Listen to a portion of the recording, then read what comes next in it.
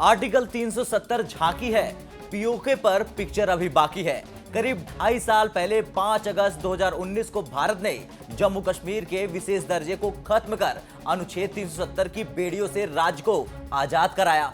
तब पूरे हिंदुस्तान से यही एक आवाज उठी और अब 2.5 साल बाद यह संकल्प एक बार फिर बुलंद किया गया है। लेकिन सवाल यह है कि भारत सरकार के मंत्री ने क्या कुछ कहा और क्या पीओके से पाकिस्तानी सेना और आतंकियों को भागना पड़ेगा? इन तमाम सवालों के जवाब हम आपको इस वीडियो में देंगे। नमस्कार, जय हिंद, भारत तक देख रहे हैं आप, मैं हूं आयुष। बता दें, जितेंद्र सिंह ने कहा कि आर्टिकल 370 को निरस्त करने की तरफ पीएम मोदी के नेतृत्व वाली बीजेपी सरकार पाकिस्तान के कब्जे वाले जम्मू कश्मीर को आजाद कराने के अपने संकल्प को पूरा करेगी, यानी पीओके जल्द ही भारत का हिस्सा होगा।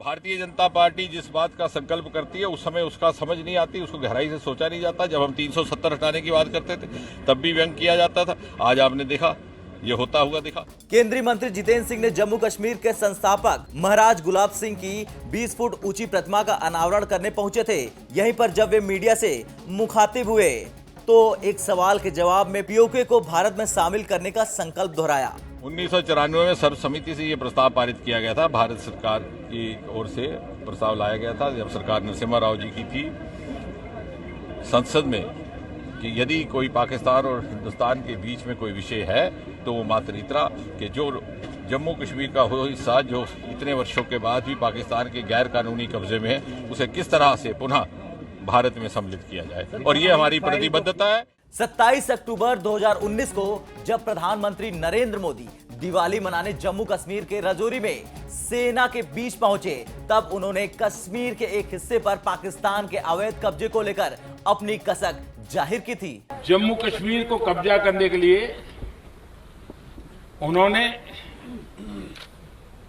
षड्यंत्र किए,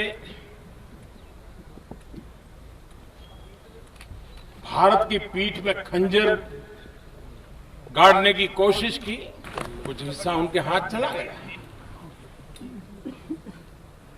गैर कानूनी तरीके से कब्जा करके रखा हुआ, और वो कसक अभी भी हमारे दिलों में है। तो वहीं कुछ दिनों पहले अमेरिका की एक खुफिया रिपोर्ट पेश की गई है जिसमें भारत के पीएम मोदी के हौसले को सलाम किया गया है। रिपोर्ट को पूरी तरह सुनकर पाकिस्तान से लेकर दुनिया के तमाम वो देश जो आतंकवाद को पालते पोसते हैं, उनकी नींद चैन हराम हो जाएगी। अमेरिकी खुफिया विभाग की रिपोर्ट के मुताबिक पाकिस्तान का भारत विरोधी चरमपंथी समूहों को समर्थन देने का एक लंबा इतिहास रहा है। ऐसे में पीएम नरेंद्र मोदी के नेतृत्व वाला भारत पाकिस्तान के किसी भी उकसावे का पहले की तुलना में ज्यादा बेहतर जवाब दे सकता है और दोनों पक्षों के बीच तनाव बढ़ने की वजह से टकराव जैसी स्थिति पैदा हो सकती है, जिसकी वजह से कश्मीर में हिंसक अशांति पैदा होने का खतरा उत्पन्न हो सकता है। इसके अतिरिक्त भारत में आतंकवादी हमला होने की भी आशंका है। खैर, भारत कई बार पीओके को लेकर अपनी प्रतिबद्धता जाहिर करता रहा। करीब 2 साल पहले मौसम विभाग ने वेदर बुलेटिन में पहली बार